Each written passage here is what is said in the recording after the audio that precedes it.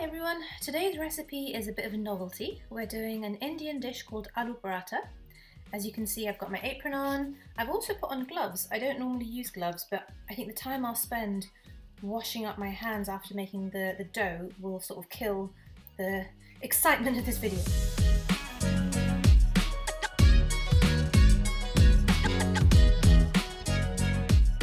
So right now I've got a big bowl filled with about 3 cups of plain flour. You can use plain flour or chapati flour. As I said, we're making an Indian dish and you can buy chapati flour in the shops, but plain flour is absolutely fine. If you wanted to use half wholemeal, you can use half wholemeal and half white, but this is all plain flour. So we're going to add into here about 3 tablespoons of oil, quite a lot of oil, but we have got 3 cups of flour, as I said. So this is a big spoon here. I'm going to put that in and then give that a little stir around.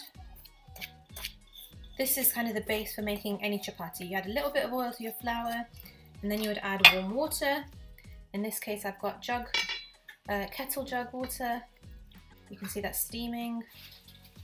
Stir that around and it should make a fairly pliable dough. Now this is the dough in which we're going to wrap some potato. Aloo paratha is typically filled with spicy potato, but if you had maybe some spicy peas left over from somewhere, or just normal peas and you wanted to make them spicy, then you could fill it with peas. You can also fill it with lentils. Any dry curry you can use to fill this paratha, and it will make a really exciting kind of centerpiece for your meal.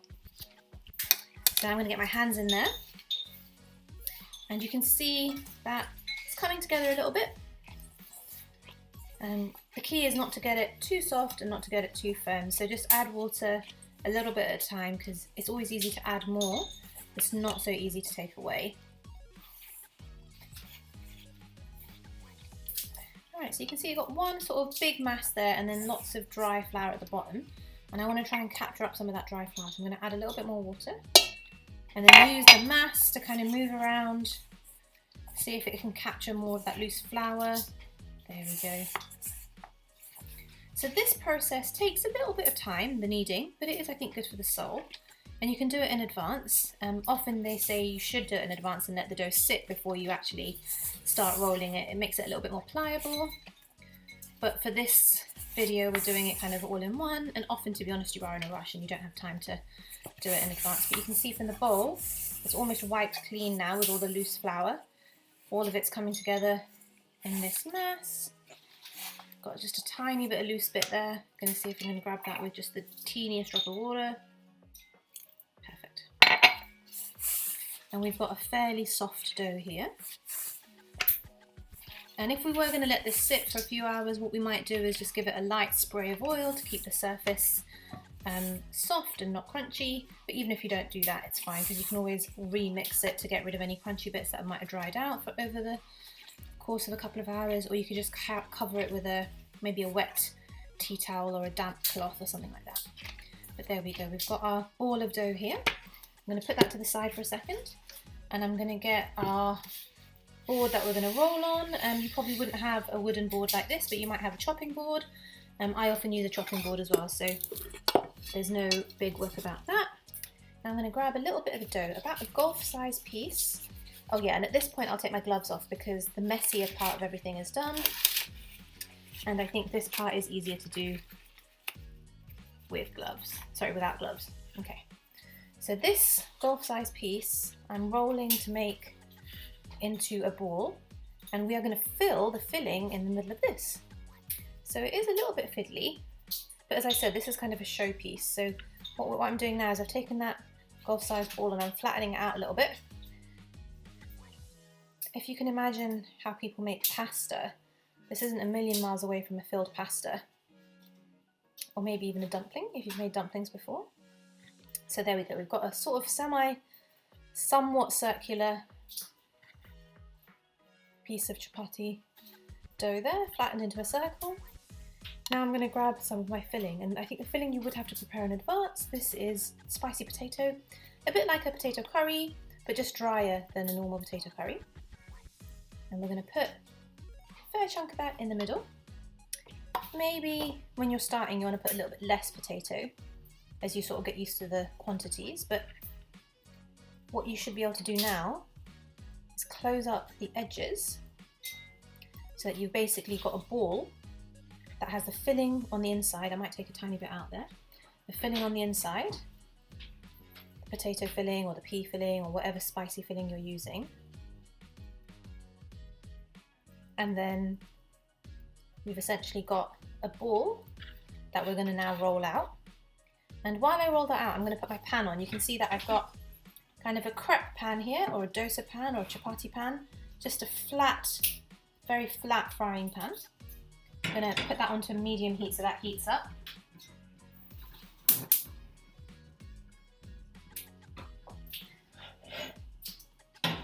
Make that straight. I'm going to move a few things so you can see what's going on there. This is my ghee, which I will use when we're toasting our paratha, so I'll put that on the side. And really I want you to see how I'm going to flatten this. Now, to stop it sticking to your board, what we're going to do is we're going to use some loose plain flour, sort of for dusting as it were. So I'm going to dust around that. And this is the harder part, and I say hard because it really takes practice to get good at it. But we're essentially going to really slowly roll this out.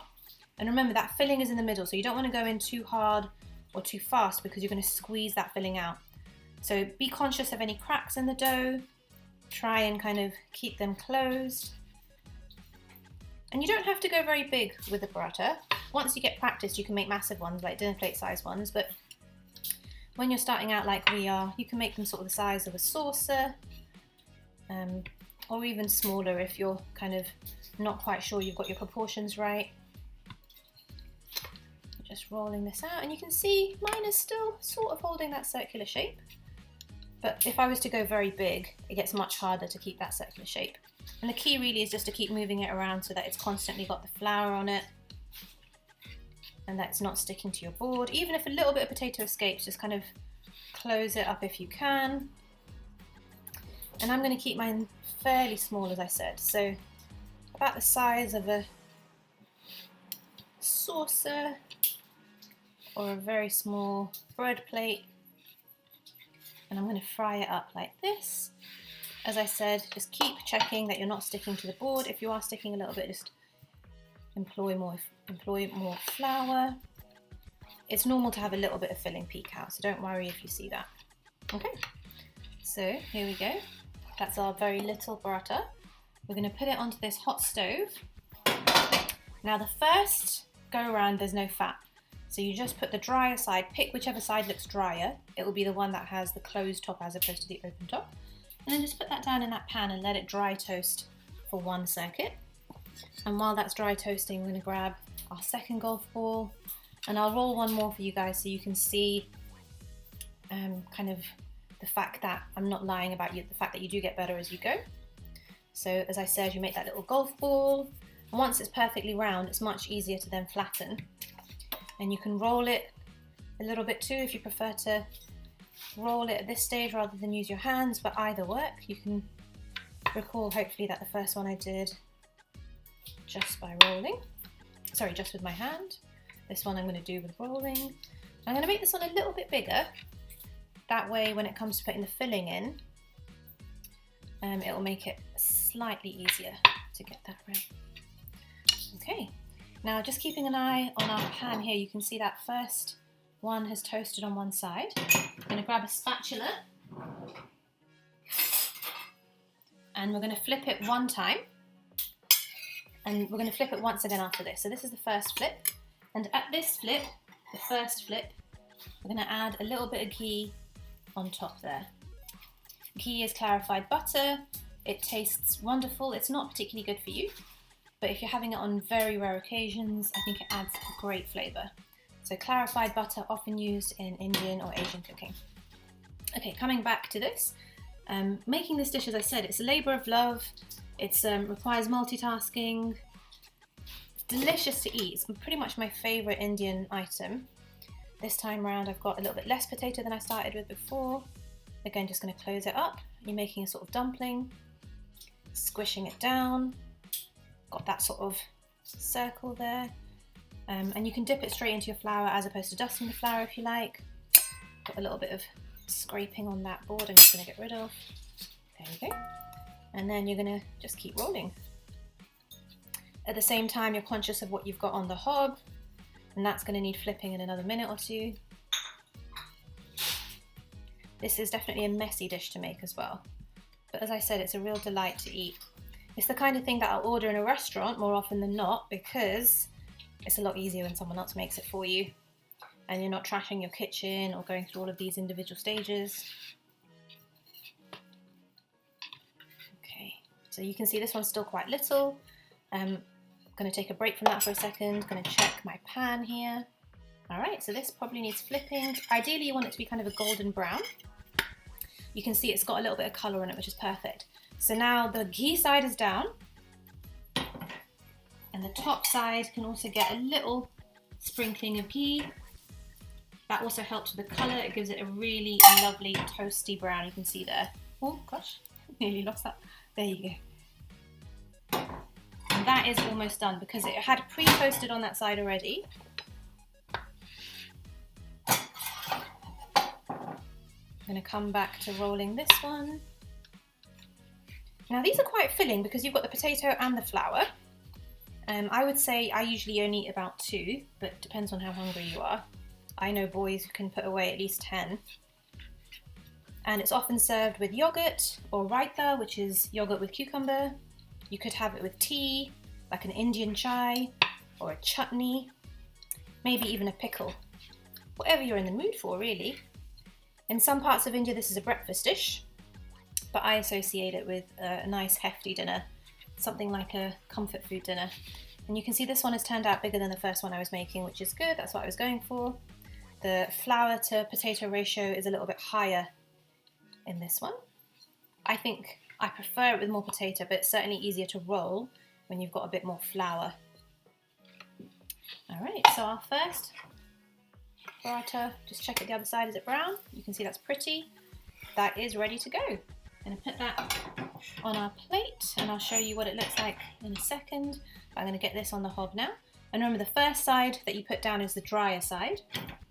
And that pan will now be a little bit pre-greased from the ghee for the first one.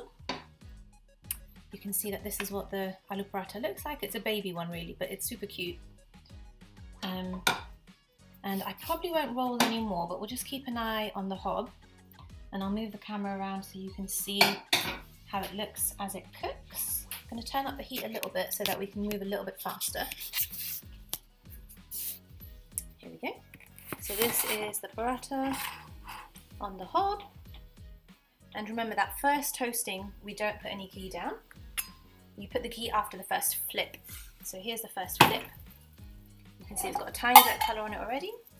And then we just add a touch of ghee, so like 1/4 of a teaspoon really not very much at all. Spread that around with a little teaspoon.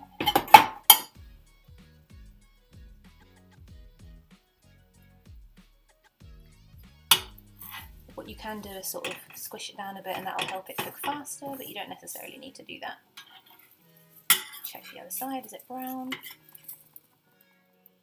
Yep, there you go, gorgeous colour there. The patterns on a paratha or a chapati I think are really pretty. And again, just a touch of ghee on this side. You could definitely make them without ghee, they just won't taste as luxurious, I guess. Beautiful. And again, you can just push it down a little bit. And there you go. These are our baby aloo parathas. That first one is very little. This one's a bit bigger, you can see. Check the other side, is it browned? Yep. And then you can put that on the plate, and there we go. Gorgeous aloo parathas for your Indian meals.